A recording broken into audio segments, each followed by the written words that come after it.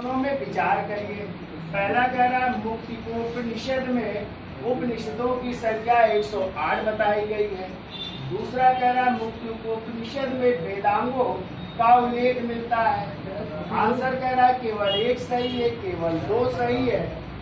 कह रहा है क्या दोनों सही है, या कह रहा है क्या दोनों सही नहीं है। ठीक है, तो इसकी चर्चा कर लेते हैं। देखो आप लोगों ने ए मारा, बी मारा, किसी ने सी कहा, किसी ने डी कहा।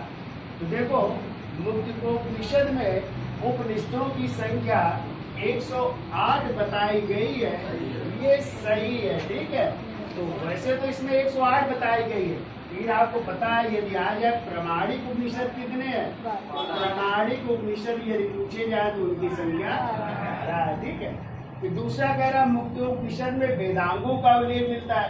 पहले तो आप जानिए वेदांग है क्या, तो वेदों के अंग। वेदों को सरल रूप से समझने के लिए वेदांगों की रचना हुई। वेदांगों की कितनी संख्या है? 6। कौन कौन? शिक्षा, कल्प, व्याकरण, निरुक्त, छंद, ज्योतिष। ये क्या है? वेदांग है। तो वेदांगों की का उल्लेख किसमें मिलता है? ये मुक्तोपनिषद। गलत है आपका, यहाँ पे आंसर होगा मुंडकोपनिषद। तो मुंडकोपनिषद में जो है वेदांगों की का उल्लेख मिलता है, और साथ में ये भी मिलता है कि पहला जो वेदांग का अंग है वो है शिक्षा। क्या है? शिक्षा। और कभी आ जाए अंतिम क्या है, तो वो है ज्योतिष। क्या हो जाएगा? ये भी पूछा गया कि वेदांग का प्रथम अंग क्या है? शिक्षा, और अंतिम ज्योतिष। क्रम यदि आपको याद रखना हो तो ऐसे याद कर लो। पहला है शिक्षा, दूसरा है कल्प, तीसरा है व्याकरण, चौथा है निरुक्त,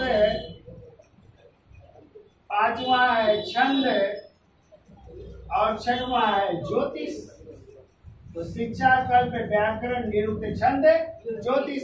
किसी को वेदों की आंख, किसी को नाक, किसी को कान, किसी को मुंह, किसी को हाथ और किसी को पैर कहा गया है वेदों का।